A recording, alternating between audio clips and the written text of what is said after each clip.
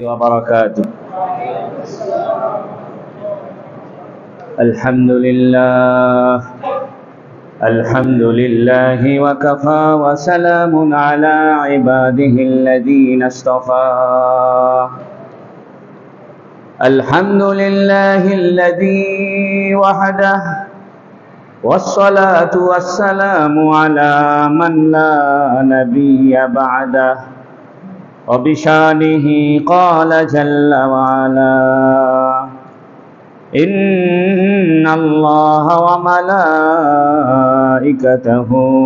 يصلون على النبي يا أيها الذين آمنوا صلوا عليه وسلموا تسليما. اللهم صل على محمد وعلى آل محمد كما صليت على إبراهيم وعلى آل إبراهيم إنك حميد مجيد. اللهم بارك على محمد وعلى آل محمد كما باركت على إبراهيم وعلى آل إبراهيم إنك حميد مجيد. أما بعد فأعوذ بالله من الشيطان الرجيم. بسم الله الرحمن الرحيم. وما كان الناس إلا أمة واحدة فاختلفوا ولولا كلمة سبقت من ربك لقضي بينهم فيما فيه يختلفون. ويقولون لولا أنزل عليه آية من ربه فقل إنما الغيب لله فانتظروا إني معكم من المنتظرين. صدق الله العلي العظيم.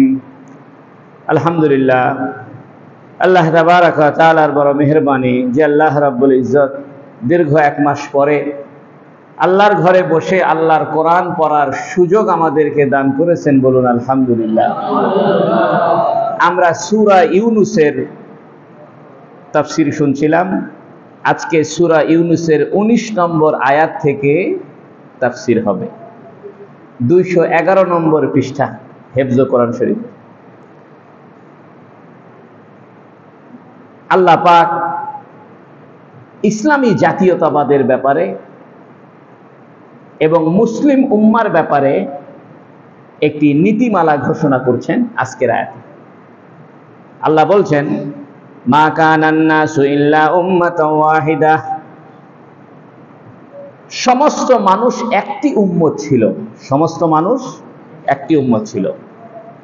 মা কানান নাস, লোকেরা ছিল না, ইল্লা তবে, উম্মাতান ওয়াহিদা, একটি উম্মত।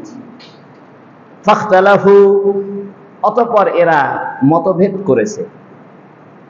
ওয়ালাউলা কালিমাতুন সাবাকাত মির রাব্বিকা লাকুদিয়া বাইনাহুম ফীমা ফীহি ইখতালিফুন। হে নবী, তোমার রবের পক্ষ থেকে যদি একটি বিধান আগেই সাব্যস্ত না হয়ে থাকতো, লাকুদিয়া বাইনাহুম, তাহলে আমি তাদের মাঝে ফয়সালা করে দিতাম, ফীমা ফীহি ইখতালিফুন, যে বিষয়ে তারা মতভেদ করছে সে বিষয়। ঘটনা কি? ঘটনা হলো হযরতে আদম আলাইহিস সালাতু ওয়াস সালাম থেকে নিয়ে হযরতে নূহ আলাইহিস সালাম পর্যন্ত কোনো কুফরি ছিল না। সমস্ত মানুষ একটি দলভুক্ত ছিল, একটি উম্মতের অন্তর্ভুক্ত ছিল, তৌহিদের উপরে ছিল এবং প্রেরিত নবীদের কথা মতোই চলত। মুফাসসিরিনে কেরাম বলেন, আদম আলাইহিস সালাতু ওয়াস সালাম থেকে নিয়ে হযরতে নূহ আলাইহিস সালাম পর্যন্ত সময়কালটা সমস্ত মানুষ একই দলভুক্ত ছিল, অর্থাৎ কুফরিতে কেউ ছিল না। সর্বপ্রথম মূর্তি পূজা, কুফরি, এগুলো শুরু হয়েছে নূহ আলাইহিস সালামের জমানায়। নূহ আলাইহিস সালামের সময়কালেই মানুষ মূর্তি পূজার আরম্ভ করেছে। তা আল্লাহ বলছেন মা কানান নাস, মানুষেরা ইল্লা উম্মাতাও ওয়াহিদা, একমাত্র একটি দলই মানুষ ছিল, একটি উম্মতি ছিল। উম্মত কাকে বলে? আসলে উম্মতের মূল শব্দ হলো উম্মুন। উম্মুন মানে মা। মা যেমন তার সন্তানের সাথে সম্পৃক্ত থাকে, ছেলে হোক মেয়ে হোক মা একটাই। একই মায়ের গর্ভ থেকে পুত্র সন্তান হয়, কন্যা সন্তান হয়। আবার একই মায়ের গর্ভ থেকে ফর্সা সন্তান হয়, কালো সন্তান হয়। একই মায়ের গর্ভ থেকে ব্রেনি সন্তান হয়, আবার কম মেধাবী সন্তানও একই মায়ের গর্ভ থেকে হয়। মায়ের গর্ভ থেকে যেমন বিভিন্ন রকমের সন্তানাদি ভূমিষ্ঠ হয়, কিন্তু তারা এক মায়ের সাথে সম্পৃক্ত, একই মায়ের সন্তান। উম্মত বলা হয় চিন্তা দর্শনগতভাবে মিল, যদিও তারা ভিনদেশী, যদিও ভাষা ভিন্ন, কালচার ভিন্ন, সংস্কৃতি ভিন্ন, কিন্তু চিন্তার দিক থেকে একমত। যদি একটি জনগোষ্ঠী একই চিন্তার পথের পথিক হয়, যদিও তাদের মাঝে ভাষার পরিবর্তন থাকে, কালচার বা খাওয়া দাওয়ার পরিবর্তন থাকে, বর্ণ বা রঙের পরিবর্তন থাকে, ভৌগোলিক ভিন্নতার পরিবর্তন থাকুক না কেন, চিন্তাগত ঐক্য হলেই এটাকে উম্মত বলে। এই জন্য উম্মত শব্দটি উম্মুন শব্দের সাথে সম্পৃক্ত। উম্মুন মানে মা। মায়ের সাথে যেমন সন্তানের সম্পৃক্ততা থাকে সন্তান হওয়া হিসাবে, চাই সে সন্তান পুরুষ হোক নারী হোক, সাদা হোক কালো হোক, ধনী হোক গরিব হোক, ব্রেনি হোক আর অব্রেনি হোক, সন্তান সন্তানই, ল্যাংড়া হোক কানা হোক খোড়া হোক, যে ধরনেরই সন্তান হোক না কেন মায়ের কাছে সে সন্তান। অর্থাৎ সব সন্তান তার মাকে কেন্দ্র করে একসাথে থাকে। এই জন্য আপনারা দেখবেন মা যতদিন আমাদের বেঁচে ছিল, সব ভাই বোন বাড়িতে বেড়াইতে আসতো মাকে দেখার জন্য। মা যখন মারা গেছে ভাই বোন আর কেউ বাড়িতে আসে না, কারণ মা ছিল কেন্দ্র। এই জন্য যাদের পরিবারে মা বেঁচে আছে তাদের পরিবারের ঐক্য ঠিক আছে। মায়ের কারণে সন্তান যত দূরেই থাকুক ঈদের ভিতরে বাসায় আসে, মায়ের সঙ্গে ঈদ করবে, মায়ের খোঁজ খবর নিবে। মা যখন মারা গেছে ভাই বোনের ভিতরে সম্পর্কটাও দূরে চলে গেছে। এই জন্য উম্মতকে এই জন্য উম্মত বলে যে উম্মত দৈহিকভাবে ভিন্ন হবে, ভাষাগতভাবে ভিন্ন হবে, ভৌগোলিক অবস্থানগতভাবে ভিন্ন হবে, চাল চলনের দিক থেকে ভিন্ন হবে, কিন্তু চিন্তার দিক থেকে এক হবে। তা আল্লাহ বলছেন মা কানান নাসু ইল্লা উম্মাতাও ওয়াহিদা, সমস্ত মানুষ একই চিন্তার পথিক ছিল, একটা উম্মত ছিল, অর্থাৎ তাওহীদের উপরে ছিল। ফাখতালাফু, অতঃপর তারা মতভেদ শুরু করে দিল। কি মতভেদ? তারা মূর্তি পূজা শুরু করলো, তারা জাতীয়তাবাদের নাম নিয়ে মুসলমানদেরকে বিভক্ত করলো। এই জন্য জাতীয়তাবাদ কুফরি মতবাদ। আরব বিশ্ব টুকরা টুকরা হয়েছে জাতীয়তাবাদের কারণে। ওরা বলে আমরা কুয়েতি, ওরা বলে আমরা সৌদি, ওরা বলে আমরা লেবাননি, ওরা বলে আমরা মিসরি। অর্থাৎ ভৌগোলিক সীমানাকে কেন্দ্র করে তারা নিজস্ব দল তৈরি করেছে, নিজেদের পরিচয়ের মাপকাঠি করেছে ভৌগোলিক ভিন্নতা। এই জন্য ভৌগোলিক ভিন্নতায় মুসলমানের পরিচয় নয়, মুসলমানের পরিচয় কালেমার ভিত্তিতে। পৃথিবীর যে কোনো প্রান্তের মানুষ, যে কোনো কালো হোক ফর্সা হোক, দেশি হোক বিদেশি হোক, বাংলায় কথা বলুক আর বাংলায় না বলুক, পৃথিবীর যে কোনো মানুষ যদি এক আল্লাহকে মানে, রাসূল সাল্লাল্লাহু আলাইহি ওয়াসাল্লামকে মানে, তাহলে সে আমার উম্মত, সে আমার জাতি ভাই। সুবহানাল্লাহ। এটাই আল্লাহ বলছেন মা কানান নাসু ইল্লা উম্মাতাও ওয়াহিদা ফাখতালাফু। আগে ইখতিলাফ হয়েছে, ধর্মের নামে মতভেদ শুরু করছে, কেউ হিন্দু হয়ে গেছে, কেউ বৌদ্ধ হয়ে গেছে, আর বর্তমানে কেউ জাতীয়তাবাদী হয়ে যাচ্ছে, কেউ বর্ণভিত্তিক জাতীয়তাবাদ গ্রহণ করতেছে, কেউ ভাষাভিত্তিক জাতীয়তাবাদ গ্রহণ করতেছে। যারা বাংলায় কথা বলে এরা আমার জাতি, বাঙালি জাতীয়তাবাদ। বাংলায় কথা না বললে সে আমার জাতি নয়। আবার কেউ বলতেছে ৫৫,৫৯৮ বর্গ মাইল এই বাংলাদেশের ভূখণ্ডে যারা বসবাস করবে তারাই আমার ভাই, এই ভূখণ্ডের বাইরে যারা থাকবে তারা আমার ভাই নয়। ফাখতালাফু, আল্লাহ বলছেন এরা মতভেদ সৃষ্টি করলো। আগের যুগে মতভেদ সৃষ্টি করেছে কুফরির ভিত্তিতে, শিরিকের ভিত্তিতে, আর বর্তমানে মতভেদ সৃষ্টি হয়েছে রাজনৈতিক মতাদর্শের ভিত্তিতে। এই জন্য রাজনৈতিক মতাদর্শের ভিত্তিতে একটা জাতিকে টুকরা টুকরা করে ফেলা হয়েছে। অথচ দেখেন ভারতে এক অঞ্চলে হিন্দিতে কথা বলে, আর এক অঞ্চলে মারাঠিতে কথা বলে, আর এক অঞ্চলে তামিলে কথা বলে, আর এক অঞ্চলে পাঞ্জাবি ভাষায় কথা বলে, তারা টিকে আছে। ভাষাভিত্তিক জাতীয়তা ওদের কাছে পাত্তা পায় নাই। ওদের কাছে জাতীয়তাবাদ কইছে কি ভৌগোলিক সীমানার ভিত্তিতে। ইসলাম এতটাই উন্নত, এতটাই উদার, ইসলাম এতটা ব্রড, গোটা পৃথিবীকে ইসলাম বলছে পৃথিবীর যে কোনো প্রান্তের একজন মানুষ যদি তৌহিদ স্বীকার করে, রাসূল সাল্লাল্লাহু আলাইহি সাল্লামের রিসালাত স্বীকার করে, সে আমার জাতি, সে আমার ভাই, সে আমার উম্মত। তাই আল্লাহ বলছেন মা কানান নাসু ইল্লা উম্মাতান ওয়াহিদা, মানুষ তো একটি উম্মতি ছিল। ফাখতালাফু, অতঃপর এরা মতভেদ শুরু করল। এই আয়াত থেকে বোঝা যায় যে ধর্মের সৃষ্টি হইল কেমনে। একটা প্রশ্ন হতে পারে যে পৃথিবীতে এত ধর্মের জন্ম হইল কেমনে।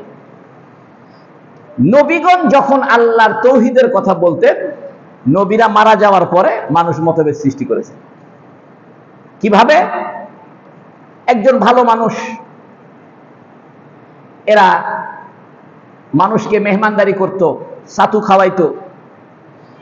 ওই লোকটা মারা যাওয়ার পরে শয়তানে বুদ্ধি দিচ্ছে যে লোকটা এত ভালো ছিল, লোকটার একটা মূর্তি বানায় রাখো, তাইলে এই লোকের যে সুনাম এটা তোমাদের স্মরণ থাকবে। তখনও পূজা আরম্ভ হয় নাই। মানুষ করতো কি, ওই মানুষের একটা মূর্তি বানায় রাখতো। যেমন লাত, লাত শব্দের অর্থ হলো লাত্তা ইয়ালুতু লুতুতান, এ শব্দের অর্থ হলো ছাতু পানিতে মাখানো। অর্থাৎ ওই লোকটা বিদেশি মানুষের জন্য ছাতু পানি দিয়ে মাখায় রাখতো, মানুষ এসে খাইবে। বড় মেহমান নামাজ ছিল, লোকটা বড় ভালো ছিল। এই লাত যখন মারা যায় তখন শয়তানে বুদ্ধি দিল, এক কাজ কর, এত ভালো মানুষ, বিদেশি মানুষকে ছাতু খাওয়াইতো, ছাতুর শরবত খাওয়াইতো, মানুষকে মেহমানদারি করতো, এই লোকটা মরে গেলে তো তোমরা তাকে ভুলে যাবে, তাহলে একটা কাজ করো, তার একটা মূর্তি বানায় রাখো। তখন তো আর ফটো ছিল না, ক্যামেরা ছিল না, তখন বুদ্ধি একটাই, সেটা হলো পাথরের মধ্যে লোকটার চেহারা আঁকায় রাখো। তো পাথর কাটে কাটে লোকটার চেহারা বানায় রাখছে। মানুষে বলতো এই যে দেখেন এই লোকটা আমাদের ভালো লোক ছিল, মানুষের মেহমানদারি করতো, ছাতু খাওয়াইতো পানি দিয়ে, নাম হলো লাত। কিছুদিন পরে এই লোকগুলো মারা গেছে, তার ছেলে পেলেরা আসছে। ছেলে পেলে আসে বলতেছে আমার বাপ দাদা এই লোকটাকে সম্মান করতো, অতএব লোকটাকে সম্মান করো। ছেলে পেলে মারা গেছে, আসছে নাতিরা, তারা বলতেছে এটাই আমার বাপ দাদার খোদা, সেজদা করো। এভাবে দুনিয়াতে মূর্তি পূজার প্রচলন হয়েছে। যে সমস্ত মূর্তির পূজা করা হয়, এই সবগুলা লোক তাদের যুগের ভালো মানুষ ছিল। আর এক ধরনের মূর্তির পূজা আরম্ভ হয়েছে, সেটা হলো শক্তির নিদর্শন। যেমন দুর্গা পূজা, দুর্গা দেবীর হাত কয়টা? 10টা। আসলে হাত না, 10টা তার শক্তি। কয়টা শক্তি? অর্থাৎ দুর্গাকে হিন্দুরা 10টা শক্তির কেন্দ্র মনে করে। এই জন্য 10 শক্তিকে 10 হাতের মাধ্যমে বুঝাইছে যে শক্তি কয়টা? 10টা। একটা কথা বলি, মন খারাপ করিয়েন না, এখন তো কিছু বললে মানুষের রাগ হয়। আমাদের দেশে বড় দুইটা দল, একটা বিএনপি, একটা আওয়ামী লীগ। আওয়ামী লীগ এখন কার্যকলাপ নিষিদ্ধ। এদেশের হাজার হাজার কোটি কোটি মানুষের অন্তরে শেখ মুজিবের মহব্বত। যাদের অন্তরে বেশি মহব্বত তারা বাড়িতে একটা শেখ মুজিবের ফটো টাঙায় রাখছে। যাদের অন্তরে শেখ মুজিবের বেশি মহব্বত তারা মুজিবরের একটা ছোট মূর্তি শোকেসে টাঙায় রাখছে। আবার কোটি কোটি মানুষের অন্তরে জিয়াউর রহমানের মহব্বত, এরা বাড়িতে করেছে যে জিয়াউর রহমান একটা ছবি টাঙায় রাখছে। কোন কোন বাড়িতে জিয়াউর রহমান একটা মূর্তি রেখে দিছে। এবং বিভিন্ন রাজনৈতিক অফিসে তাদের নেতাদের জন্মবার্ষিকী, মৃত্যুবার্ষিকীতে ওই নেতার ফটোর উপরে ফুল দেওয়া হচ্ছে। ঠিক না বেটি? এটা বিএনপিও দিচ্ছে, আওয়ামী লীগও দিচ্ছে। শেখ মুজিবের জন্মদিনে তারা ফুলের মধ্যে মালা দিচ্ছে। মনে করেন এই দেশের মাদ্রাসাগুলো ধ্বংস হয়ে গেল, কোন হুজুর আর কোরআনের তাফসিরও করে না, মাদ্রাসাও পড়ায় না, সব মাদ্রাসা বন্ধ। এরপরে 50-60 বছর চলে গেল, তাহলে এই দেশে নতুন দুটা ধর্ম তৈরি হয়ে যাবে। একটা ধর্মের নাম হবে আওয়ামী লীগ ধর্ম, একটা ধর্মের নাম হবে বিএনপি ধর্ম। এভাবেই পৃথিবীতে ধর্ম তৈরি হয়েছে। এই যে গৌতম বুদ্ধ লোকটা একটা ভালো মানুষ, মানুষের পরোপকার করত, মানুষকে প্রচন্ড ভালোবাসতো। এই লোকটা মরে গেছে, মানুষের তার একটা মূর্তি বানায় রাখছে। এর 1000 বছর পরে, 50, 60, 100, 200 বছর পরে মানুষ এটাকে খোদা হিসাবে সাব্যস্ত করছে। ঠিক একটা জাতিতে যদি নবীরা না আগমন করে তাহলে নতুন ধর্ম সৃষ্টি হয়ে যায়। আর আমাদের নবী সাল্লাল্লাহু আলাইহি ওয়াসাল্লামের ইন্তেকালের পরে আর তো নবী আসবে না, ওলামায়ে কেরাম থাকবে। এই জন্য ওলামায়ে কেরাম যদি সতর্ক না করে, দেশে দেশে নতুন নতুন ধর্ম সৃষ্টি হবে। এই জন্য জাতীয়তাবাদ কুফরি মতবাদ, বাংলাদেশি জাতীয়তাবাদ বলেন আর বাঙালি জাতীয়তাবাদ বলেন, এটা ইসলাম সমর্থিত নয়। ইসলাম বলে আমাদের জাতীয়তা গঠন হবে কিসের ভিত্তিতে? কালেমার ভিত্তিতে। এভাবেই পৃথিবীতে ধর্ম তৈরি হয়েছে। নবীগণ যখন চলে গেছেন তখন মানুষ তাদের মধ্যে, ওই নবীদের যারা অনুসারী ছিল তাদের মধ্যে কিছু ভালো মানুষকে এরা পূজা দেওয়া শুরু করছে। এই জন্য হযরত ওমর রাদিয়াল্লাহু তাআলা আনহু একবার বলছেন হজরে আসওয়াদকে, কাবা ঘরের কালো পাথরকে লক্ষ্য করে, এ কালো পাথর, তুমি একটা পাথর ছাড়া কিচ্ছু নও, তোমাকে আমি সুমা জীবনে দিতাম না। খালি মুহাম্মদ সাল্লাল্লাহু আলাইহি ওয়াসাল্লামকে সুমা দিতে দেখছি, এই জন্য সুমা দিই, তাছাড়া তোমার 2 পয়সার দাম নাই। সুবহানাল্লাহ। এর মানে কি জানেন? নতুন কোন ধর্ম তৈরি হওয়ার কোন স্কোপ নাই। কাবা ঘরের কালো পাথরকে পূজা করার কোন সুযোগ নাই, কাবা ঘরকেও পূজা করার কোন সুযোগ নাই। এই জন্য আমরা কাবা ঘরের দিকে তাকায় নামাজ পড়ি, কাবা ঘরের পূজা করি না। যে কোনো একদিকে তো নামাজ পড়তেই হবে। এই জন্য পৃথিবীর সব মানুষের ভিতরে যাতে ঐক্য সৃষ্টি হয়, এই জন্য ইসলাম বলছে তোমরা কাবা ঘরকে একটা দিক নির্ধারণ করো যাতে সবার ভিতরে ঐক্য থাকে। এই জন্য কাবা ঘরের দিকে নামাজ পড়ি, কাবা ঘরকে পূজা করি না। কাবা ঘরের সাথে আমাদের ইবাদতের, পূজার কোনো সম্পর্ক নাই, ইবাদতের কোনো সম্পর্ক নাই। ইবাদতের সম্পর্ক কার সাথে? তবে নামাজটা একটা দিকে পড়তেই হবে, সেটা পূর্ব দিকে হোক, পশ্চিম দিকে হোক, দক্ষিণ দিকে হোক, যে কোনো একদিকে তো আপনাকে সেজদা করতে হবে। এখন পৃথিবীর এক একজন যদি এক এক দিকে সেজদা করে তার বিশৃঙ্খলা দেখা যাবে। বলবে এই তোমরা মুসলমানরা আল্লাহর ইবাদত করে এক একজন এক এক দিকে সেজদা করে, দেখতে কেমন বিশ্রী লাগে। এই জন্য আল্লাহ বলছেন ফাওয়াল্লি ওয়াজহাকা শাতরাল মাসজিদিল হারাম, তোমরা যেখানেই থাকো তোমরা ঐক্য বজায় রাখো, কাবা ঘরের দিককে কেন্দ্র করে সেজদা দাও। মা কানান নাসু ইল্লা উম্মাতান ওয়াহিদা ফাখতালাফু। মনে রাখবেন কোরআন শরীফের আয়াতটা মনে হয় যেন আজকেই নাজিল হলো। এজন্য কোন মানুষের ছবিতে ফুল দেওয়া, কোন মানুষের ছবিকে সম্মান করা কুফরি। আমি তো বলি বাংলাদেশে যদি মাদ্রাসা মসজিদ না থাকে, হুজুররা যদি না থাকে, ধর্ম যদি বন্ধ হয়ে যায়, তাহলে 100 বছর পরে বাংলাদেশে নতুন দুটো ধর্ম আবিষ্কার হবে। একটা ধর্মের নাম হবে আওয়ামী লীগ ধর্ম, একটা ধর্মের নাম কি হবে? বিএনপি ধর্ম। এই 2 ধর্মের খোদা হবে, এক ধর্মের খোদা হবে শেখ মুজিব, আরেক ধর্মের খোদা হবে জিয়াউর রহমান। এভাবেই তো গৌতম বুদ্ধ ধর্মের প্রতিষ্ঠাতা হয়ে গেছে। এভাবেই তো হাজার হাজার পৃথিবীতে 6000-এর উপরে ধর্ম। কয় হাজারের উপরে ধর্ম? এর মানে এলাকা ভিত্তিক আলাদা আলাদা ধর্ম গড়ে তুলছে। ওই যে ভৌগোলিক সীমানাকে আলাদা করে জাতীয়তা গঠন করছে, ভাষা ভিত্তিক জাতীয়তা গঠন করছে। এই জন্য ভাষা ভিত্তিক জাতীয়তা এর মানে হলো নতুন একটা ধর্ম তৈরি করা। ভৌগোলিক সীমানা কেন্দ্রিক জাতীয়তা এর মানে হলো নতুন একটা ধর্মকে স্টার্ট করা। এই জন্য আল্লাহ বলছেন ফাখতালাফু, এরা মতভেদ শুরু করলো। আগে মতভেদ করতো লাত উজ্জা মানাতের পূজা করে, এখন মতভেদ করতেছে রাজনৈতিক জাতীয়তাবাদ আর ভৌগোলিক জাতীয়তাবাদ আর ভাষাভিত্তিক জাতীয়তার নামে এখন নিজেরা মতভেদ করে নতুন নতুন বিভক্তি সৃষ্টি করতেছে। এখন একটা প্রশ্নের উত্তর আল্লাহ দিচ্ছে যে আল্লাহ চাইলে তো সব উম্মতকে এক রাখতে পারত। আদম আলাইহিস সালাম থেকে নিয়ে নূহ আলাইহিস সালাম পর্যন্ত কোনো মতভেদ ছিল না।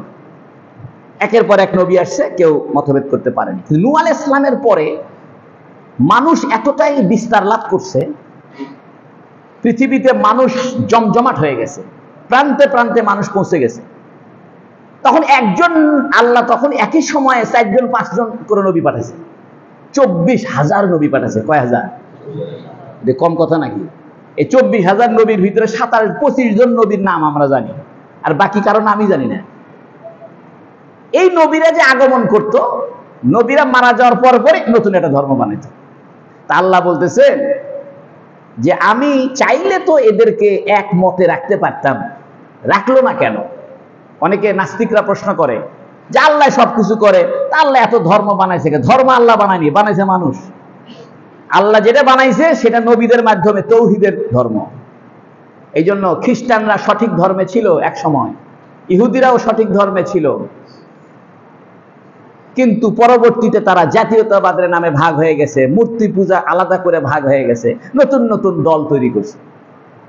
আল্লাহ বলতেছে আমি চাইলে সবাইকে একই দলে রাখতে পারতাম, কিন্তু রাখি নাই, কারণ এটা পরীক্ষার জায়গা। কিসের জায়গা? পরীক্ষার জায়গা। পরীক্ষার হলে যদি স্যারে সব অঙ্ক লাইন করে বলে দেয়, তাহলে আর পরীক্ষা থাকে? পরীক্ষার প্রশ্নে যে অঙ্ক দিয়েছে প্রশ্নপত্রে, এখন স্যারে ওই অঙ্কের খাতাটা সামনে নিয়ে, অঙ্কের বই সামনে বলে দিচ্ছে লেখো, সবাই একই রকম লিখবে। এখন কাকে 99 দিবেন? সব তো 100, ফেল তো কেউ নেই। আল্লাহ কইতেছে দুনিয়াটা আমি পরীক্ষার জায়গা বানাইছি, মানুষকে আমি বিচার বুদ্ধি দিয়েছি, বিবেক দিয়েছি, বুদ্ধি দিয়েছি, শ্রবণ শক্তি দিয়েছি, দৃষ্টি শক্তি দিয়েছি, কর্ণ মুখের বলার শক্তি দিয়েছি, মাথার মধ্যে ব্রেন দিয়েছি, তারা চিন্তা ভাবনা করে কুফর শিরিককে বাদ দিয়া, ভৌগোলিক আর ভাষাভিত্তিক জাতীয়তাবাদকে বাদ দিয়া ইসলামী উম্মার উপরে টিকে থাকবে। এই জন্য আমি নিজের পক্ষ থেকে সবাইকে জোর করে এক উম্মতের উপরে টিকায় রাখি নাই, আমি ছেড়ে দিছি, দেখি কে কি করে, তাদের কর্ম ফল অনুযায়ী আলাদা আলাদা শাস্তি ভোগ হবে। তাই আল্লাহ বলতেছে ওয়ালাউলা কালিমাতুন সাবাকাত মির রাব্বিকা, ওয়ালাউলা যদি কিনা, সাবাকাত আগেই সিদ্ধান্ত না হতো, মিন রাব্বিকা তোমার রবের পক্ষ থেকে, তোমার রবের পক্ষ থেকে যদি আগেই সিদ্ধান্ত না হয়ে থাকতো, কালিমা মানে বাক্য, মানে এখানে সিদ্ধান্তের বাক্য, তোমার রবের পক্ষ থেকে একটি সিদ্ধান্তমূলক বাক্য যদি আগেই না হয়ে থাকতো, লাকুদিয়া বাইনাহুম, তাহলে এদের মাঝে এখনই ফয়সালা হয়ে যেত। কি বিষয়ে? ফিমা ফিহি ইখতালিফুন, ওই বিষয়ে যে বিষয়ে তারা মতভেদ করছে। অর্থাৎ কেউ লাত উজ্জা মানাতের পূজা করে, কেউ দুর্গার পূজা করে, কেউ গৌতম বুদ্ধের পূজা করে, এক একজন এক একটা পূজা করে। এটা আল্লাহ যদি নির্ধারিত একটা ফয়সালা না করতেন, অর্থাৎ আল্লাহ ফয়সালা করছেন যে পৃথিবীটা হবে পরীক্ষার কেন্দ্র, আর কিয়ামতের পরে হবে পরীক্ষার ফলাফল, এটা আল্লাহ আগেই সিদ্ধান্ত নিয়ে রাখছে। এই জন্য দুনিয়াতে কেউ হিন্দু হয়, আল্লাহ জোর করে ঠাটা করে মেরে ফেলে দেয় না। আল্লাহ তো চাইলে করতে পারতো, কত বড় শয়তান, আমার নামে মূর্তি বানাইছো, তাও 10 হাত বানাইছো, মেরে এলে দিয়ে এখনই ঠাটা করে মরে যাক, মরে না। মুসলমান ক্যান্সারে মরে যাচ্ছে, পাক্কা হিন্দু, পাক্কা খ্রিস্টান, পাক্কা গৌতম বুদ্ধর পূজারী, তার কিছুই হচ্ছে না, বরং আরো উন্নতি হচ্ছে। আল্লাহ বলতেছে আমি তো এখন পাকড়াও করব না, কারণ এটা পরীক্ষার হল, ছেড়ে দিছি। যখন ফয়সালা হয়ে যাবে কিয়ামতের দিন, তখন আমি দেখাবো কার কার ফলাফল কি। তাই বলতেছে ওয়ালাউলা কালিমাতুন সাবাকাত, যদি ওয়ালাউলা কালিমাতুন, যদি একটি সিদ্ধান্তমূলক বাক্য না হতো। সিদ্ধান্তমূলক বাক্য কি? অর্থাৎ কিয়ামত হবে, দুনিয়াটা পরীক্ষার জায়গা, কিয়ামত হবে, তারপরে পরীক্ষার ফলাফল জানানো হবে, এই সিদ্ধান্ত আল্লাহ আগেই নিয়ে রাখছে। এই জন্য পৃথিবীতে বিভিন্ন ধর্ম হওয়ার পরেও আল্লাহ কোন ধর্মের উপরে গজব দিতেছে না। ফালাউলা কালিমাতুন সাবাকাত মির রাব্বিকা, তোমার রবের পক্ষ থেকে একটি সিদ্ধান্তমূলক বাক্য যদি আগেই সাব্যস্ত হয়ে না থাকতো, লাকুদিয়া বাইনাহুম, তাহলে তাদের মাঝে ফয়সালা এখনই হয়ে যেত। ফিমা ফিহি ইখতালিফুন, যে বিষয়ে তারা মতভেদ করছে, ধর্মের নামে যে মতভেদ শুরু করে দিল, কেউ হিন্দু হয়ে গেল, কেউ খ্রিস্টান হয়ে গেল, কেউ বৌদ্ধ হয়ে গেল, কেউ আর এক ধর্মের শিখ হয়ে গেল, এক একজন এক এক ধর্মের চলে গেল, 6000 ধর্ম বানায় ফেললো। আল্লাহ কাউকে কিছু বলতেছে না, কারণ পরীক্ষার হলে যে যেমনে পারে লেখুক, ফলাফলের দিন বুঝতে পারবে কার কর্ম সঠিক, কার কর্ম সঠিক। এখন আল্লাহ আরেকটা কথা বলতেছে, সেটা হলো কাফেররা মুহাম্মদ সাল্লাল্লাহু আলাইহি ওয়াসাল্লামকে বলতো, মুহাম্মদ তুমি যে নবী, তাহলে তোমার উপরে কোনো নিদর্শন আসে না কেন? যেমন আগে মুসা আলাইহিস সালামের লাঠি ছিল, লাঠি ফেলে দিলে সাপ হইতো। ঈসা আলাইহিস সালাম কুষ্ঠ রোগীর গায়ে হাত দিলে চোখ ভালো হয়ে যায়, কুষ্ঠ ব্যারাম ভালো হয়ে যায়। জন্ম অন্ধ হাতে দিলে চোখ ভালো হয়ে যায়। দাউদ আলাইহিস সালাম লোহা হাতে নিলে মমের মতো গরম গলে যায়। তো তোমার তো এমন কিছু একটা কিছু হয় না। যদিও আল্লাহ নবীকে অসংখ্য মর্যাদা দিয়েছেন, চন্দ্র দ্বিখণ্ডিত করছেন, মেরাজে গেছেন, নবী আলাইহিস সালামের এই শরীর থেকে ঘ্রাণ বের হয় আতরের মতো, থুতুগুলো মিষ্টি, নবী ইসলাম যে রাস্তাতে হেঁটে যায় সে রাস্তাতে ঘ্রাণ হয়ে যায়, এগুলো মুজিজা দিছে। তারপরেও এরা শয়তানি করে বলে যে আমরা ওই মুসার মতো কিছু চাই। আসলে এটা ওদের একটা শয়তানি। সেটা হলো তারা রাসূল সাল্লাল্লাহু আলাইহি ওয়াসাল্লামকে অযথা ব্যতিব্যস্ত রাখার জন্য এই কথাটা বলতো যে আমরা তোমার উপরে কোনো নিদর্শন চাই, যে আকাশ থেকে কিছু একটা হোক, এটা দেখাও। তাই আল্লাহ ওই কথার প্রসঙ্গে আয়াত নাযিল করছেন, ওয়ায়াকুলুনা লাউলা উনজিলা ইলাইহি আয়াতুম মির রাব্বিহ। ওয়ায়াকুলুনা, তারা বলে, কাফেররা বলে, লাউলা, কেন, উনজিলা আলাইহি আয়াতুন, আলাইহি মুহাম্মদ সাল্লাল্লাহু আলাইহি ওয়াসাল্লামের উপরে একটি আয়াত কেন অবতীর্ণ করা হয় না, মির রাব্বিহি, তার রবের পক্ষ থেকে। মুহাম্মদ সাল্লাল্লাহু আলাইহি ওয়াসাল্লামের উপরে তার রবের পক্ষ থেকে একটা নিদর্শন, একটা মুজিজা কেন দেওয়া হয় না? ফাকুল, হে নবী বলে দেন, ইন্নামাল গায়বু লিল্লাহি ফান্তাজিরু, ইন্নামাল গায়বু লিল্লাহ, অবশ্যই অদৃশ্যের ক্ষমতার মালিক কে? আল্লাহ কি তোমাকে বলে বলে মুজিজা দিবে নাকি?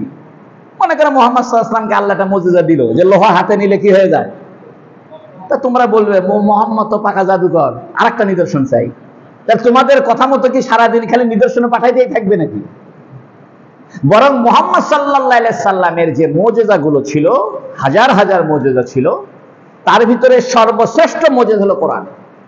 কারণ কোরআনুল কারীম তার পূর্ববর্তী কিতাবকে সত্যায়ন করে, তৌরাতকে সত্যায়ন করে, ইনজিলকে সত্যায়ন করে, এবং কোরআনুল কারীমের মতো কোন কিতাব তোমরা বানাইতে পারবে না। কোরআনের হাফেজ হওয়া যাবে, কোরআন ছাড়া কোনো কিতাবের হাফেজ হওয়া যাবে না। মুহাম্মদ সাল্লাল্লাহু আলাইহি সাল্লামের সবচেয়ে বড় মুজিজা হলো কোরআন। আর দ্বিতীয়ত হলো মুহাম্মদ সাল্লাল্লাহু আলাইহি সাল্লামের চরিত্রটাই মুজিজা। সুবহানাল্লাহ। মুহাম্মদ সাল্লাল্লাহু আলাইহি সাল্লামের চরিত্রটাই মুজিজা, জীবনে মিথ্যা বলেনি। আচ্ছা, এরকম একটা মানুষ খুঁজে পাবেন পৃথিবীতে যে জীবনে মিথ্যা বলেনি? একটা লোক সারা জীবনে একটা কথা মিথ্যা বলে নাই, এটাই তো তার মুজিজা। অর্থাৎ রাসূল সাল্লাল্লাহু আলাইহি ওয়াসাল্লামের সবচেয়ে বড় মুজিজা কোরআন শরীফ, আর অর্ধেক মুজিজা হলো তার আখলাক, তার স্বভাব। অর্থাৎ আল্লাহ বুঝাইতে চায়, হে উম্মতেরা, হে দুনিয়ার মানুষেরা, তোমরা অলৌকিক নিদর্শন দেখে পাগলা হও না, আখলাক দেখে পাগলা হও। সুবহানাল্লাহ। তোমরা খালি অলৌকিক নিদর্শনের পিছনে পড়ছো, যে মুসা আলাইহিস সালামকে আল্লাহ যেমন লাঠির মুজিজা দিয়েছে, মুহাম্মদকে এরকম দেয় না কে?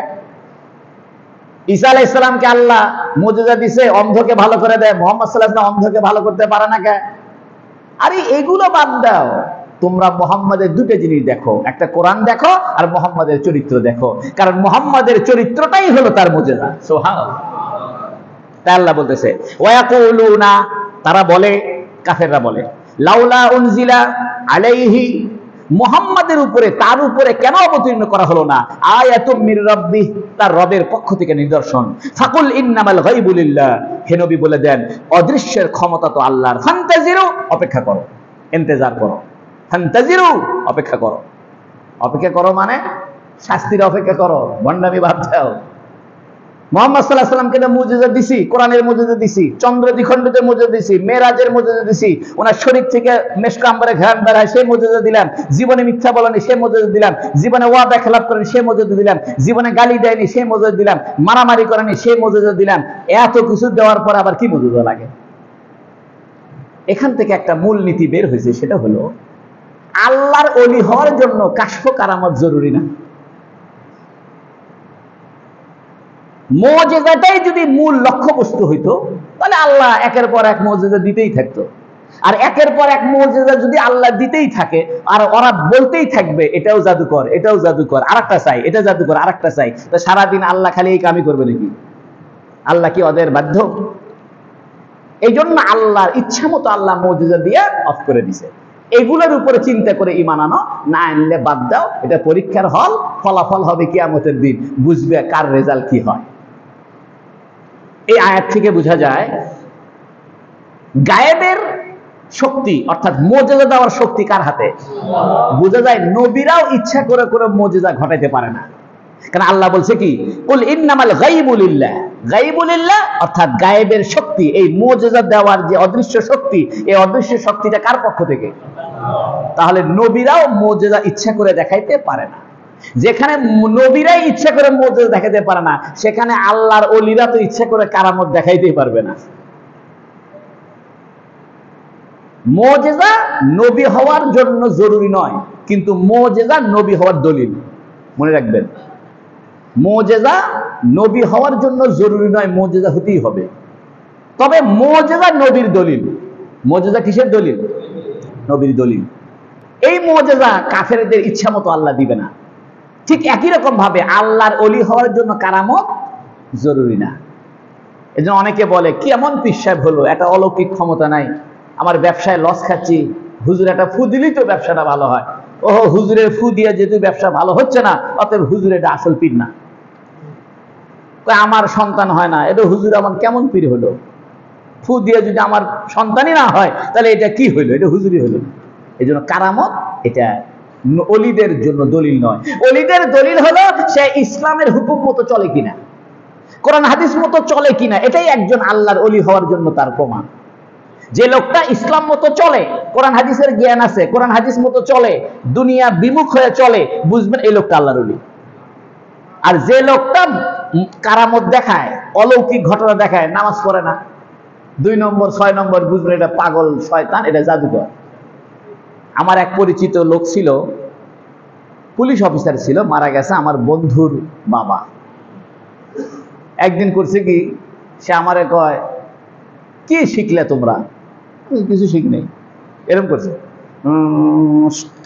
পুরো হাতের মধ্যে তাবিজ নিয়ে এসছে। কথা হচ্ছে কথা, হাতটা এরকম ঘুরাইলো, ঘুরে হাতের মধ্যে কি নিয়ে এসছে? তাবিজ নিয়ে এসছে। ঠিক মতো নামাজও পড়ল না। অর্থাৎ এই ফকিরি লাইনে, তাবিজের লাইনে, জিনের লাইনে সে মেহনত করছে। পুলিশ অফিসার ছিল তো, বহু চোর বাটপাট ধরছে, কোন একটা ফকিরের ধরছিল, মনে হয় ফকিরের শিখছে এগুলা।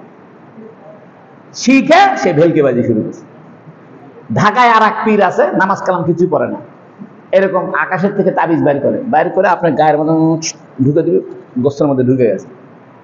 এসব ভেলকিবাজি। এই জন্য ভেলকিবাজি আর কারামত এটা অলি হওয়ার কি নয়, প্রমাণ নয়। অলি হওয়ার প্রমাণ হলো এই লোকটা কোরআন হাদিসের জ্ঞানী কিনা, কোরআন হাদিস মতো আমল করে কিনা।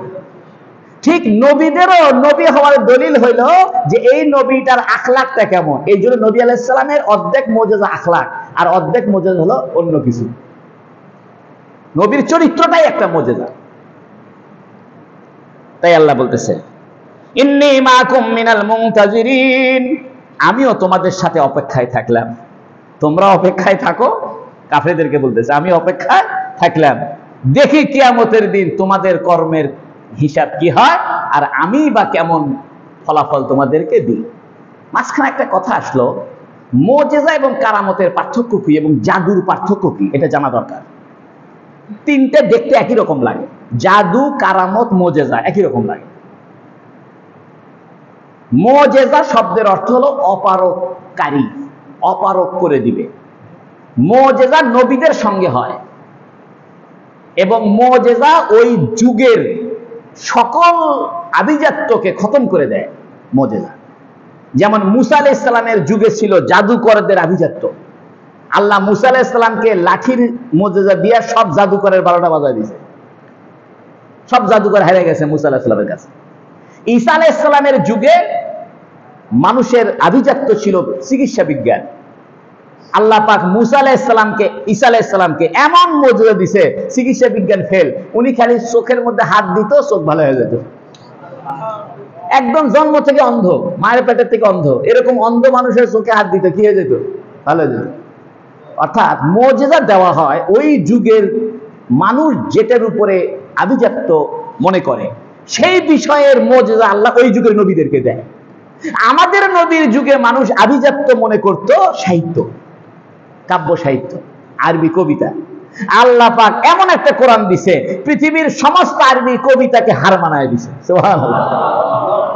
আল্লাহ বলছে আমার কোরআনের মতো একটা আয়াত বানায় আনো, দেখি পারবে কিনা। এই জন্য মুজিজা একটা হলো নবীদের জন্য খাস, নবীদের জন্য বিশেষায়িত। 2 নম্বর, মুজিজা ওই যুগের আভিজাত্যকে খতম করে দেয়। 3 নম্বরে, মুজিজা নবীদের নবুয়তের দলিল হয়। নবুয়তের কি হয়? দলিল হয়। কারামত এটা ওলি আল্লাহদের সাথে সম্পৃক্ত। কারামত ওই যুগের সমস্ত আভিজাত্যকে খতম করে না। কারামত এটা আল্লাহ চাইলে দিতে পারে, না চাইলে নাও দিতে পারে। আপনাদেরও কারামত হয়, ছোটখাটো কারামত সবার হয়। মনে করেন আপনার বাদাম খাইতে মনে চাইছে, এর মধ্যে এক দোস্ত এসে বলছে, দোস্ত তোমার জন্য বাদাম আনছি, হয় কি হয় না এরকম? তখন আপনি আশ্চর্য হয়ে যান, কিরে আমারও বাদাম খাইতে মনে চাইছে, তুমিও বাদাম নিয়ে আসলে, এটা একটা কারামত। আপনার কলা খাইতে মনে গেছে, মানে একবার বাসার দাওয়াত দিছে, যাই দেখেন যে বেচারা কি নিয়ে এসছে, কলা নিয়ে এসছে। আপনার খুব ইলিশ মাছ খাইতে মনে গেছে, কি খাইতে মনে গেছে? ইলিশ মাছ খাইতে মনে গেছে, দাম বেশি, 2000 টাকা কেজি, কিনতে পারেন না, এক লোক দাওয়াত দিছে, যাই দেখেন ইলিশ মাছ, তো করছে হ্যাঁ সব যা খাবার চেয়েছিলাম তাই পাইছি। এটাও একটা কারামত। কারামত খালি এরকম না যে একদম দোয়া করে আপনার ব্যবসা বড় করে দিল, সন্তান এনে দিল, বরং কারামত আপনাদেরও হয়। যার অন্তর যত ভালো, যার আমল যত ভালো, আল্লাহ মাঝে মাঝে, আল্লাহ যে আছে, তোমার কথা যে আল্লাহ শোনে, এটা প্রমাণ করার জন্য মাঝে মাঝে আল্লাহ কারামত দিয়ে দেয়। এজন্য আপনাদের সবার জীবনে কম বেশি কারামত আছে, কম বেশি আছে। আবার অনেক সময় দেখা যায় একটা লোকের সাথে আপনার দেখা করার খুব মনে চায়, কোথায় আছে কি সমাচার কিছু ঠিকানা নাই, সে প্রাইমারির একসাথে বন্ধু, হঠাৎ করে সাত পাতায় দেখা, আরে দোস্ত কত 2 দিন আগে তোমার কথা মনে করছি, আর তোমার সাথে দেখা হয়ে গেল, তুমি বহুদিন বাঁচলে, কেবলই তোমার কথা মনে করেছি, বলে কিনা? এটাও একটা কারামত। এই জন্য মুমিন মাত্রই হালকা পাতলা কি আছে, কারামত আছে। কারামত আল্লাহ কেন দেয়? আল্লাহ দেয় এই জন্য যে হে ইমানদার, তোমার চিন্তার বাইরে, তোমার ভাবনার বাইরে আমি কাজ করে দিতে পারি। সুবহানাল্লাহ। তোমার চিন্তার বাইরে, তোমার ভাবনার বাইরে আমি কাজ করে দিতে পারি। তোমার ইলিশ মাছ খাইতে মনে চাচ্ছে, এমন বাড়ির দাওয়াতের ব্যবস্থা করলে, বেচারা ইলিশ মাছ দিছে তোমার, তুমি খুশি হয়ে গেছো। আর জাদু, এটা হলো একটা কৌশল। জাদু 2 রকম। কিছু জাদু আছে কুফুরি, যেটা বান মারে, কুফুরি করে, এটা এক ধরনের জাদু। আর একটা জাদু হলো কৌশল, যেমন জুয়েলাইজ, মানুষ কাটে ফেলে দিচ্ছে, এটা কোনো কুফুরি টুফুরি, এগুলো কোনো মন্ত্রতন্ত্র কিছু নাই। 2টা বক্স বানাইছে, মানুষ 2টা, এক বক্সের মধ্যে মানুষ মাথা ঢুকায় পাওটা বাইর করে রাখছে, আর এক বক্সের মধ্যে মানুষ মাথা বাইর করে পাও ঢুকায় রাখছে। তো 2 মানুষকে একসাথে জোড়া দিয়ে মনে হচ্ছে কয় মানুষ, মাঝখানে ফাঁক আছে, ফাঁকের মধ্যে করার ঢুকে দিছে, 2টা বক্স আলাদা করছে, মনে হয় মানুষ 2টা কি হয়ে গেছে, টুকরা হয়ে গেছে। এই যে করার দিয়ে যে মানুষ টুকরা করে, এটা ভেলকিবাজি, কিচ্ছু না। মানুষ কয়টা? 2টা মানুষ। আবার মানুষ টাকা বাইর করে, কথা বুঝছেন? ওগুলো টুকটাক জাদু আমি জানি। দেখেন একটা আমি আপনার দেখাই, ওই যে ওই হাই কোটের সামনে জাদু দেখায় না, এই যে দেখেন একটা কলম, এটা তাই না, এই কাপড়টা আমি পেঁচলাম, ঠিক আছে, কি করলাম, পেঁচলাম, তাই না? আপনাদেরকে দেখেন একটা জিনিস শিখাই, জাদু যে ভুয়া জিনিস এটা বুঝতে পারবেন। তো মনে করেন যে এটা কয় টাকা, 10 টাকা, তাই না? এখন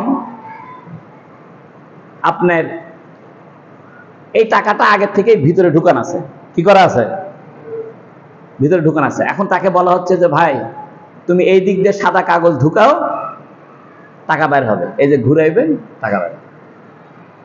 কথা বুঝেনি কথাটা? এই জন্য জাদুর অধিকাংশ জাদু হলো কৌশলের খেলা। অধিকাংশ জাদু কি? কৌশলের খেলা। যে হাতের মধ্যে কলম এইভাবে আটকায় ধরে রাখছে, দেখেন তো আমার হাতে কিছু আছে, ছোট করে বলা আঠা দিয়ে এখানে আটকে রাখছে। আবার বক্সের ভিতরে চানাচুর বাইরে করে ধুলে দিয়ে আছে না, এই বক্সের মধ্যে 2টা বক্স আছে, এক বক্সের মধ্যে চানাচুর ঢুকানি আছে, এখানে ঝাঁকি মারে, ঝাঁকি মারে একদিক দিয়ে ধুলে ঢুকায়, বালু ঢুকায়, আর একদিক দিয়ে কি বাইর করে, চানাচুর বাইর করে। এগুলো কোনো অরিজিনাল কুফুরি টুফুরি না, এগুলো হলো কৌশলের খেলা। কিসের খেলা? তবে জাদু যেহেতু মুজিজার সাথে সাদৃশ্য হয় এবং কারামতের সাথে সাদৃশ্য হয়, এই জন্য জাদু দেখা হারাম, জাদু শেখা হারাম, জাদু পছন্দ করা হারাম। কারণ জাদু এটা নবীদের মুজিজার সঙ্গে সাদৃশ্য হয়, এই জন্য জাদু শেখা হারাম, দেখা হারাম, পছন্দ করা হারাম, সব ধরনের জাদু হারাম। আসুন আছেন, আল্লাহ পাক বলছেন কি, وَإِذَا أَذَقْنَا النَّاسَ رَحْمَةً مِّن بَعْدِ ضَرَّاءَ مَسَّتْهُمْ إِذَا لَهُم مَّكْرٌ فِي آيَاتِنَا وَإِذَا أَذَقْنَا النَّاسَ رَحْمَةً, যখন আমি মানুষকে কোন রহমতের স্বাদ গ্রহণ করাই, অর্থাৎ প্রশান্তি দিই, মিন বাদি দাররা, দাররা মানে কষ্ট, এটা শারীরিক কষ্ট হোক, ফসল ফলাদির কষ্ট হোক, টাকা পয়সার কষ্ট হোক, সব কষ্টকে দররা বলে। ওয়া ইযা আযাকনান নাসা রাহমাতাম মিন বাদি দাররা মাসাতহুম, যখন আমি মানুষকে তাকে কষ্ট স্পর্শ করার পরে প্রশান্তির স্বাদ গ্রহণ করাই, ইযা লাহুম মাকরুম ফি আয়াতিনা, তখন সে আমার আয়াতের ব্যাপারে চালাকি করে, মাকরাম মকরগিরি করে, মাক্কারি করে, ধোঁকাবাজি করে। অর্থাৎ একটা মানুষ বিপদে পড়ছিল, তখন আল্লাহকে ডাকছে, আল্লাহ আমারে বাঁচাও, আল্লাহ আমারে বাঁচাও, আল্লাহ তুমি ছাড়া আমার কেউ নাই, আল্লাহ তুমি ছাড়া আমার কেউ নাই, কারো ক্ষমতা নাই তুমি ছাড়া আল্লাহ। যেই না বিপদ কেটে গেছে, তখন আবার সে মূর্তি পূজা শুরু করছে, আবার মহাস্থানে যাচ্ছে, যে আবার পীরের দরবারে মান্নত করতেছে, আবার সিন্নি দিচ্ছে। এই জন্য দেখবেন মানুষ যখন চূড়ান্ত বিপদে পড়ে, তখন কোনো পীর, কোনো দরগা, কোনো ডাক্তার কারো দিকে তাকায় না, তখন তাকায় কোন দিকে? মনে করেন যে এমন ক্যান্সার হয়েছে, ডাক্তার বলছে মরবে, এমন বিপদ, সাহায্য করার কেউ নাই, তখন মানুষ কোনো ডাক্তারের দিকে তাকায় না, কোনো হুজুরের দিকে তাকায় না, কোনো পীরের দিকে তাকায় না, কোনো দরগা মাজারের দিকে তাকায় না। তখন মানুষ বলে, আল্লাহ তুমি ছাড়া আমার কেউ নেই, তুমি ছাড়া আমার কেউ নেই। যেই না বিপদ কেটে গেছে, আবার দরগা, আবার ডাক্তার, আবার পীর, আবার ফুফা, ওই আবার আগের মতো ফিরে আসে। তাই বলতেছে, ওয়া ইযা আযাকনান নাসা রাহমাতাম মিন বাদি দাররা আমাসাতহুম,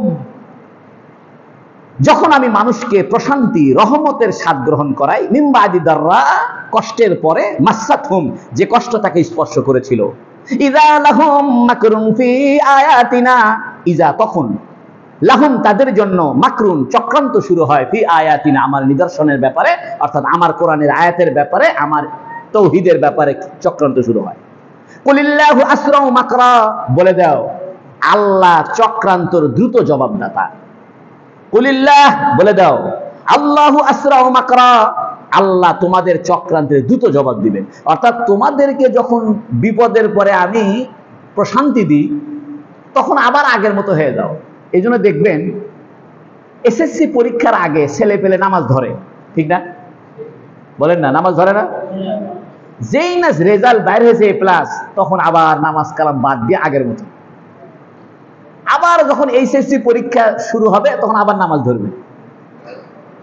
এই জন্য বহু মহিলাকে আমি দেখছি ওই ভিএম স্কুলের সামনে তসবিহ নিয়ে বসে আছে, ওই বাচ্চা পরীক্ষা দিচ্ছে এসএসসি, আর মহিলাটা ভিএম স্কুলের সামনে রাস্তায় বসে কি করতেছে? ঘোমটা টমটা দিয়ে তসবিহ পড়তেছে। আমি কইলাম সারা বছর যদি এরকম করতো, আল্লাহর ওলি হয়ে যেত। যেই না পরীক্ষা দিয়ে দিছে, পরীক্ষা শেষ, আবার আগের মতো হয়ে গেছে। এটা মানুষের একটা স্বভাব, বিপদে পড়লে আল্লাহরে ডাকে, বিপদ পার হয়ে গেলে আর ডাকে না। ইন্না রুসুলানা ইয়াকতুবুনা মা তামকুরুন, অবশ্যই রুসুলানা আমার রসুলগণ, এখানে রসুল মানে বার্তাবাহকগণ, অর্থাৎ ফেরেশতাগণ, ফেরেশতাদেরকে রসুল বলে। ইন্না রুসুলানা আমার বার্তাবাহক ফেরেশতারা, ইয়াকতুবুনা লিখে রাখতেছে, মা তামকুরুন তোমরা যে চক্রান্ত করতেছো, তোমরা যে ধোঁকাবাজি করতেছো, এই ধোঁকাবাজি ফেরেশতারা কি করতেছে? লিখে রাখতেছে। হুয়াল্লাযী ইউসাইয়িরুকুম ফিল বাররি ওয়াল বাহরি, আহা, হুয়াল্লাযী ইউসাইয়িরুকুম ফিল বাররি ওয়াল বাহরি, হুয়াল্লাযী, হুয়া মানে তিনি, হুয়াল্লাযী ওই সত্তা যিনি, ইউসাইয়িরুকুম তোমাদেরকে পরিভ্রমণ করান, সারা ইয়াসিরু সাইরান মানে পরিভ্রমণ করা, ইউসাইয়িরুকুম তোমাদেরকে পরিভ্রমণ করান, ফিল বাররি ওয়াল বাহরি স্থলভাগে এবং জলভাগে। বার মানে শুকনা জায়গা, বাহার মানে ভেজা জায়গা, পানি, জলে আর সাগরে, স্থলে আর সাগরে তিনি আল্লাহ তোমাদেরকে পরিভ্রমণ করান। হাত্তা ইযা কুনতুম ফিল ফুলকি, এক পর্যায়ে যখন তোমরা নৌযানে থাকো, ফুলক মানে নৌকা আর নৌযান, যখন নৌযানে থাকো, ওয়া জারাইনা বিহিম বিরিহিন তাইয়িবাতিন, এবং সুকোমল বাতাস তাদেরকে প্রবাহিত করে, তাদেরকে ঠেলে নিয়ে যায়।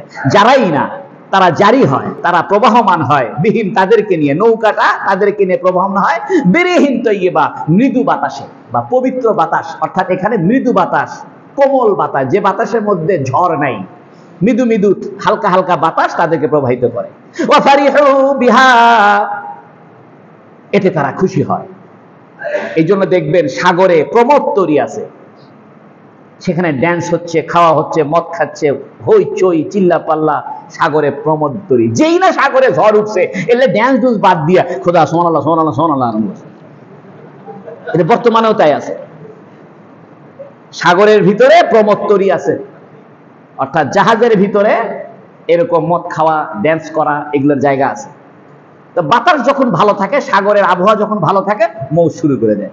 আর যেই না উত্তাল ঢেউ উঠছে, বড় বড় মজবুত টনকে টন, হাজার টনের জাহাজ উল্টা পাল্টা হচ্ছে, ঝাঁকুনি শুরু হয়েছে, মেঘে গর্জন আরম্ভ হয়েছে, ঢেউ উঠে জাহাজের ডেকের উপরে আশ্রয় পড়তেছে, তখন এলে সব ড্যান্স বন্ধ। তখন কয় যে যার খোদারে ডাকেন, যে যার খোদারে ডাকেন। প্লেনের মধ্যেও হয়। প্লেনের মধ্যে যখন প্লেন স্বাভাবিক চলতেছে, সবাই গেম খেলতেছে, গান শুনতেছে, কানের মধ্যে কি বলে ওটা, ইয়ারফোন দিয়ে মিউজিক শুনতেছে। যেই না বিমান কাঁপাকাঁপি শুরু করছে, আর পাইলট বলতেছে আমরা দুর্যোগপূর্ণ আবহাওয়া পার হচ্ছি, আপনারা আপনাদের খোদাকে যার যার মতো করে ডাকেন। তখন সব এলে গান টান বন্ধ করে দেয়, সুবহানাল্লাহ, আলহামদুলিল্লাহ, কেউ করছে বাবা দুর্গা, কেউ করছে অমক তমক, সব আল্লাহ বিল্লাহ করে। ঠিক না? আছে কিনা? এই আল্লাহ সেই কথা বলতেছে, আল্লাহ এটাই বলতেছে। এই জন্য কোরআন তো আমাদের জীবনের কথা বলে। হুয়াল্লাযী ইউসাইরুকুম ফিল বাররি ওয়াল বাহরি, ওই আল্লাহ যিনি তোমাদেরকে স্থলভাগে আর জলভাগে ভ্রমণ করান, অর্থাৎ স্থলভাগে এবং সাগরে ভ্রমণ করান। হাত্তা ইযা কুনতুম ফিল ফুলকি, যখন তোমরা নৌযানে অবস্থান করো, ওয়া জারাইনা বিহিম বিরিহিন তাইয়্যিবাহ, এবং কোমল বাতাস তাদেরকে নিয়ে নৌকা প্রবাহিত হতে থাকে। ওয়া ফারিহু বিহা, এতে তারা খুব খুশি হয়। জাআত হারিহুন আসিফুন, হঠাৎ করে ঝঞ্ঝা বাতাস চলে আসে। জাআত হা, এসে যায়। রিহুন আসিফুন, রিহুন মানে বাতাস, আসিফ মানে ঝঞ্ঝা, ঝঞ্ঝা বাতাস এসে পড়ে। ওয়া জাউহুমুল মাউজু, আর ঢেউ তাদের কাছে পৌঁছে। মিন কুল্লি মাকান, সব জায়গা থেকে, মাকান মানে জায়গা, সব জায়গা থেকে ঢেউ এসে পড়ে। ওয়াযান্নু আন্নাহু মুহীত বিহিম, ওয়াযান্নু, তারা মনে করে, ধারণা করে, তারা বুঝতে পারে, আন্নাহু মুহীত বিহিম, যে তাদেরকে বেষ্টন করে ফেলা হয়েছে। অর্থাৎ ঝড়, অপ্রতিকূল আবহাওয়া, এটা আমাদেরকে ঘিরে ফেলছে, এটা বুঝতে পারে। দাউল্লাহ মুখলিসিনা লাহুদ্দিন, একনিষ্ঠভাবে আল্লাহকে তারা ডাকা শুরু করে। তাই করে না? তাই বলতেছে দাউল্লাহ, আল্লাহকে ডাকে, মুখলিসিনা, একনিষ্ঠভাবে, লাহু, আল্লাহর জন্য, আর দিনা, দিনকে, আল্লাহর জন্য, দিনকে একনিষ্ঠ করে, অর্থাৎ ধর্মকে আল্লাহর জন্যই তখন একনিষ্ঠ করে, যে আল্লাহ তুমি ছাড়া কেউ নাই। আর অন্য টাইমে যখন আনন্দের টাইম থাকে, তখন আর এই কথা মনে থাকে না। লাইন আনজাইতানা মিন হাযিহি লানাকুনান্না মিনাশ শাকিরিন, তখন এই যে বিপদে পড়ে, যখন জাহাজের মধ্যে বিপদে পড়ে অথবা বিমানের মধ্যে বিপদে পড়ে, তখন কি বলে? লাইন আনজাইতানা, হে আল্লাহ তুমি যদি আমাদেরকে নাজাত দাও, পরিত্রাণ দাও, মিন হাযিহি, এই বিপদ থেকে, লানাকুনান্না মিনাশ শাকিরিন, অবশ্যই আমরা শুকরগুজার হব। অবশ্যই কি হব?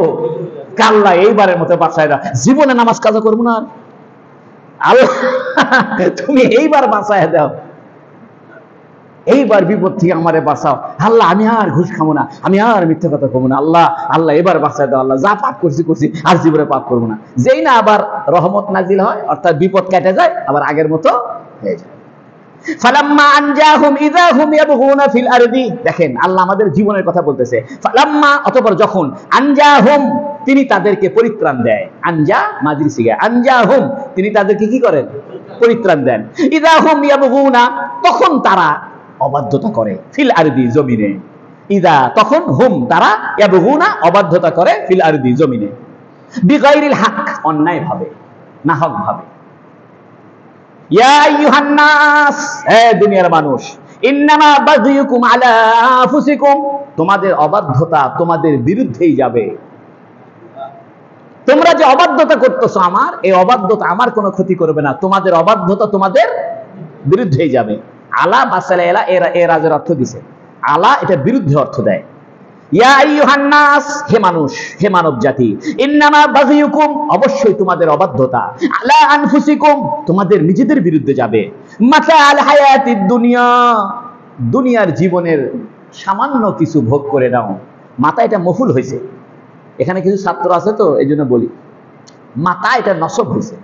কেন হয়েছে? মানে তামাত্তাউ মাতাল হায়াতিদ দুনিয়া, এ তামাত্তু মাজুব আছে, অর্থাৎ তোমরা দুনিয়ার জীবনের ভোগ বিলাস করে নাও।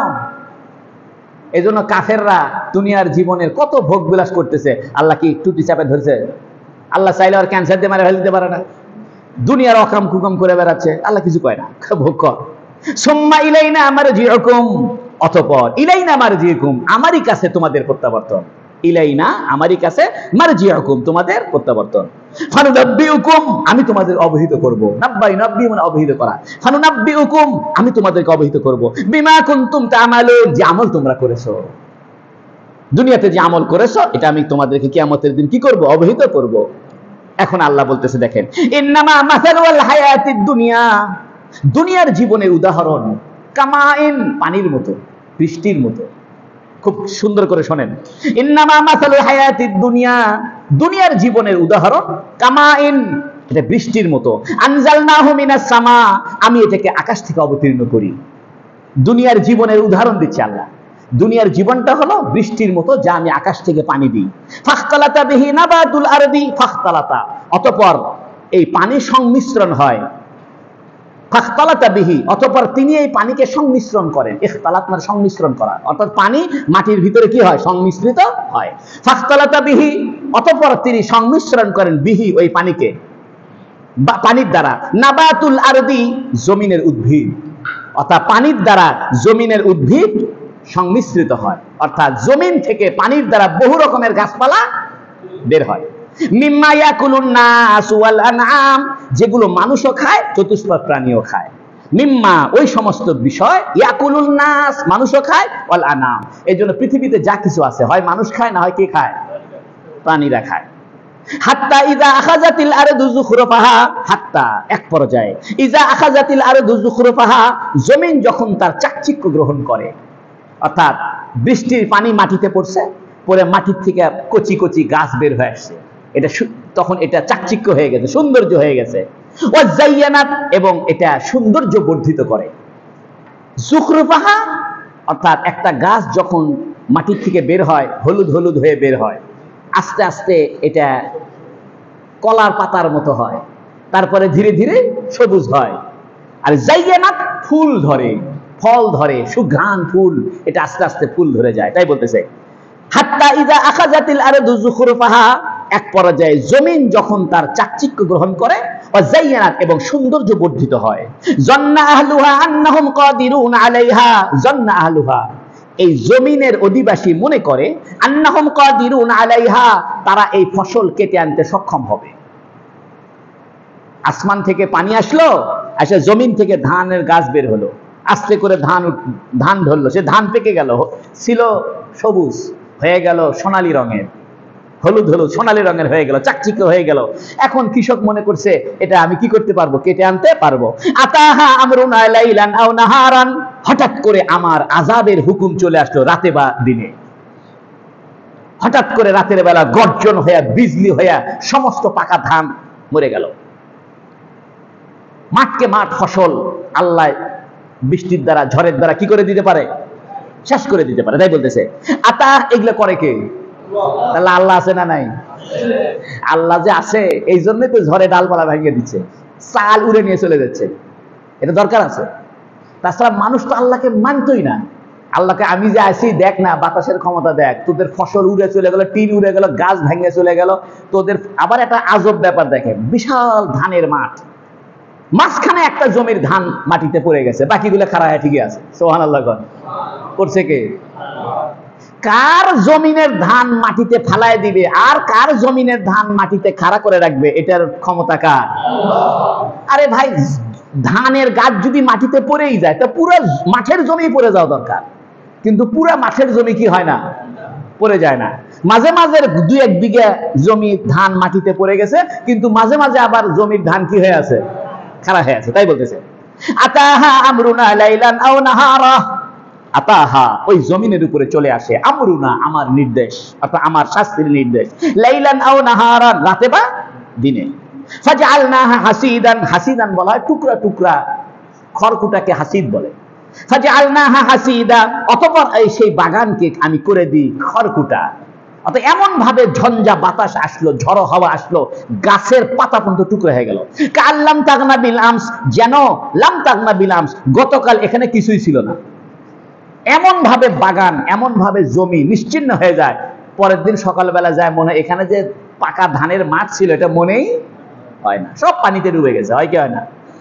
কাযালিকা নুফাসসিলুল আয়াত, এরকম ভাবেই আল্লাহ খুলে খুলে বর্ণনা করে নিদর্শন লিকওমি ইয়াতাফাক্কারুন, চিন্তাশীল সম্প্রদায়ের জন্য। ও দুনিয়ার চিন্তাশীল সম্প্রদায়, তোমরা একটু ভাবো তো, এই যে আকাশ থেকে পানি কে দেয়? জমিন থেকে ফসল কে বের করে?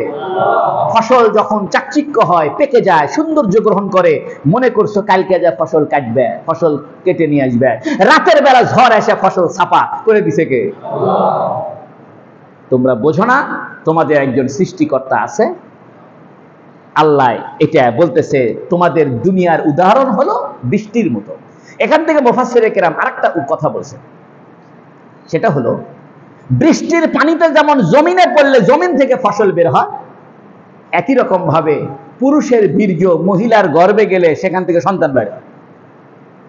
এবং সন্তান ছোটবেলায় থাকে শিশু, তারপরে কৈশোর, তারপরে যৌবন, তারপরে বুড়া, তারপরে কবরে।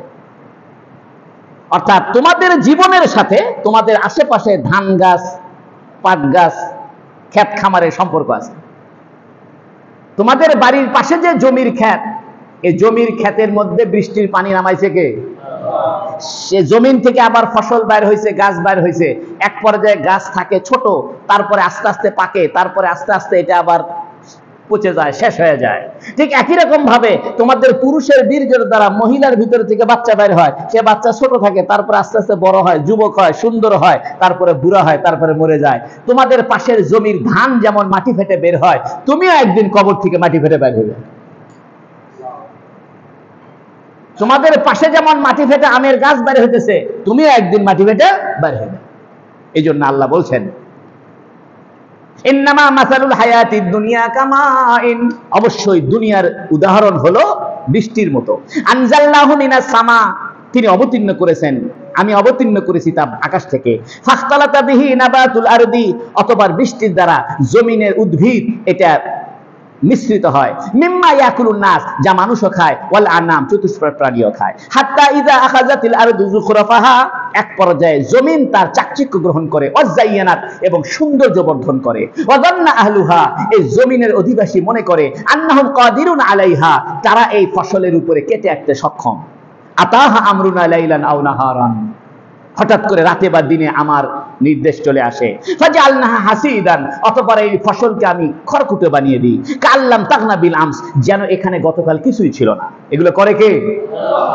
কাযালিকা নুফাসসিলুল আয়াত, এরকম ভাবেই আমি আয়াত খুলে খুলে তোমাদেরকে শোনায় দিচ্ছি, বর্ণনা করছি। লিকওমি ইয়াতাফাক্কারুন। আল্লাহু ইয়াদউ ইলা দারিস সালাম, আল্লাহ বলতেছে দুনিয়ায় যেমন আসছো, মরতে তো একদিন হবে। যেমন আসমানের পানি জমিনে পড়ে জমিন থেকে ফসল হয়, সে ফসল আবার মরে যায়, গাছ আবার মরে যায়, সব গাছ মরে। এমন কোন গাছ আছে মরে না? বলেন না, এমন কোন গাছ আছে মরবে না? আল্লাহ কইতেছে যেহেতু মরেই যাবে, যেমন মাটির থেকে বৃষ্টির পানি নামার পরে মাটির থেকে ফসল বের হয়, সে ফসল আস্তে আস্তে বড় হয়, সবুজ হয়, হলুদে হয়, চাকচিক্য হয়, যৌবন হয়, পরে ফসল আবার গাছটা মরে যায়। তো তোমরাও মায়ের পেটের থেকে বাপের বীর্যের পানির দ্বারা হইছো, হয়ে ছোট বাচ্চা ছিলে, কিশোর হইছো, যুবক হইছো, বুড়া হইছো, মরে যাবে। আমি তোমাদেরকে দুনিয়াতেই দাওয়াত দিয়ে রাখতেছি, দারুস সালামের, জান্নাতের দাওয়াত দিয়ে রাখতেছি। আল্লাহ বলতেছে আল্লাহু ইয়াদউ ইলা দারিস সালাম, আল্লাহ তোমাদেরকে ডাকছে, ইয়াদউ, আহ্বান করতেছে, ইলা দারিস সালাম, শান্তির ঘরের দিকে। আল্লাহ ডাইরেক্ট বলতে পারতো ইয়াদউ ইলাল জান্নাহ, তা না বলে বলতে দারুস সালাম। কেন বলতেছে? দুনিয়া যেমন তোমাদের একটা থাকার জায়গা, এটা আসল জায়গা না, আরেকটা থাকার জায়গা আমি বানাইছি, সেই জায়গার নাম জান্নাত। এই জন্য জান্নাত না বলেছে, দারুস সালাম বলছে। একই সাথে এটা বুঝাইতে চায় যে দুনিয়ার ঘরে কষ্ট হয়, দুনিয়া টিন দিয়ে পানি পড়ে, দুনিয়ার কারেন্ট চলে যায়, দুনিয়ার ঝামেলা হয়, কিন্তু আমি যে ঘরে বানায় রাখছি, এই ঘরে কোনো কারেন্ট যাবে না, এই ঘরে কোনো অশান্তি হবে না। দুনিয়ার ঘরে অশান্তি আছে। পৃথিবীর একটা মানুষ দেখাতে পারবেন না যে বউয়ের সাথে ঝগড়া হয়নি, একটা মানুষ দেখাতে পারবেন না। একটা মানুষ দেখাতে পারবেন না যে পৃথিবীতে সে বলতেছে ভাই আমি কোনোদিন বিপদে পড়িনি, কষ্টে পড়িনি, দেখাতে পারবেন না। এই জন্য আল্লাহ বলতেছে এই দুনিয়া তো মিয়া কষ্টের জায়গা, দুনিয়া তো হলো কষ্টের জায়গা। তা আমি একটা জায়গা বানাইছি, এই জায়গাতে কি নাই? কষ্ট নাই, শুধু শান্তি আর শান্তি। দারুস সালাম। ওয়াহদি মান ইয়াশাউ ইলা সিরাতিল মুস্তাকিম, ওয়াহদি মান ইয়াশা, এবং আল্লাহ হেদায়েত দান করেন যাকে চায়।